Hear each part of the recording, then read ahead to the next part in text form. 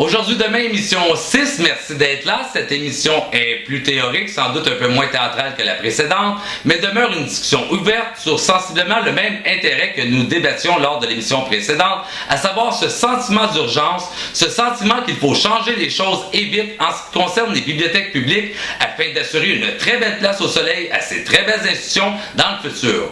Aujourd'hui, je reprends encore à mon compte la documentation Horizon 7. Je vous rappelle en toute vitesse qu'elle peut être consultée intégralement à partir d'une sélection de l'icône éponyme sur Barricade. Hier, nous faisions grand cas de ce refus de la Division de la culture et des bibliothèques de soutenir la cause étudiante durant la grève des étudiantes et des étudiants québécois durant le printemps et l'été 2012, en arguant avec suffisamment de vigueur, je le souhaite, que la neutralité institutionnelle était devenue une véritable épine au pied de cette institution qui se veut également, elle semble oublier et fermer les yeux sur le sujet dès lors que les concours d'architectes sont réalisés, un véhicule de valeur. Objectivité, neutralité, vision totalisante et uniforme du monde, épistémologie unique sont des termes dont se moquent l'architecture, les romans, les essais et plus généralement les idéaux postmodernes depuis 60 ans. Et pourtant, votre bibliothèque publique, elle, se dit neutre. Pion d'un gouvernement, pion sans possibilité de parole, sans véritable pouvoir et à qui pourtant on demande d'inscrire l'habilitation communautaire à son programme. Et c'est peut-être encore pire d'envisager cette résistance ou cette incapacité au changement et au renouveau institutionnel quand on envisage la bibliothèque publique et son avenir comme une institution culturelle plutôt que démocratique. Institution idéale, château fort de la culture, l'incapacité de la bibliothèque publique à se satisfaire d'être bouleversée régulièrement par des idées neuves témoigne plus d'une absence de volonté réelle à opérationnaliser les changements qu'à une quelconque lourdeur administrative qui empêcherait ceux-ci. Ces lignes sont tirées du chapitre 3 de la documentation Horizon 17, le bien nommé chapitre « Devinez l'avenir ». Soyez critiques envers toutes ces réflexions qui parlent pour parler, y compris la nôtre, y compris certains passages, nul doute d'Horizon 17, qui omettent de dire tout haut qu'il y a urgence en la demeure, qu'un changement est possible, qu'un changement serait bénéfique et que le changement est pressant, qu'il s'est déjà trop fait attendre et que ça suffit de parler d'évolution quand on parle de réintroduire le concept de culture à des agents culturels spécifiquement ultra cultivés. C'est une véritable farce.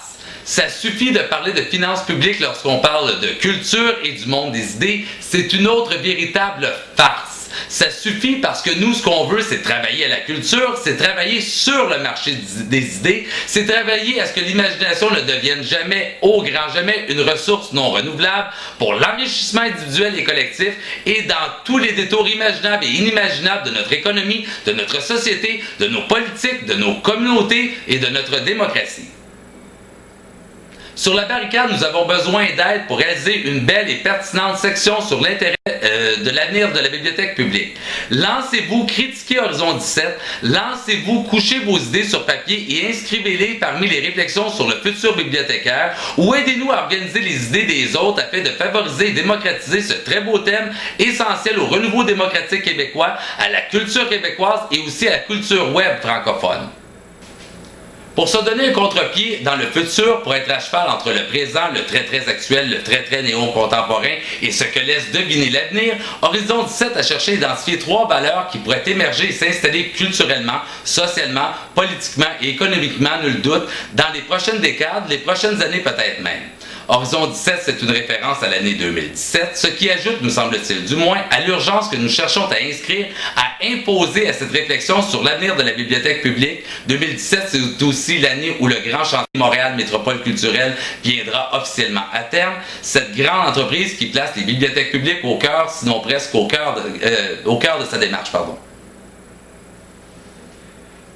Il demeure qu'il nous semble jamais mieux formuler ce sentiment d'urgence que lorsqu'on postule la fin de l'ère postmoderne et le début, probablement, de ce que l'on peut sans doute appeler l'ère post-critique.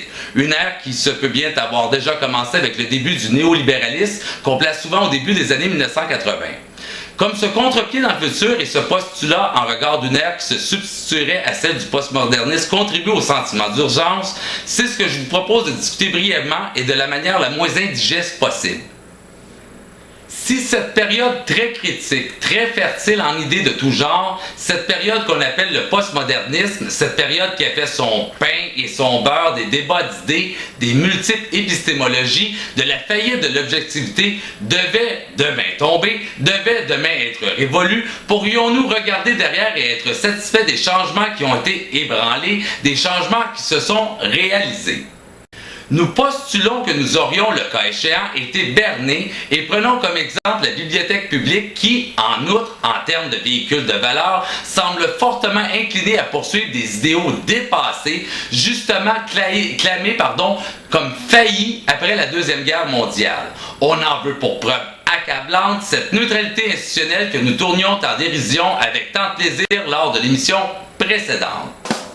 Pourquoi est-ce qu'il y a urgence à la demeure? Parce que 60 ans de critiques n'auront pas atteint leur cible.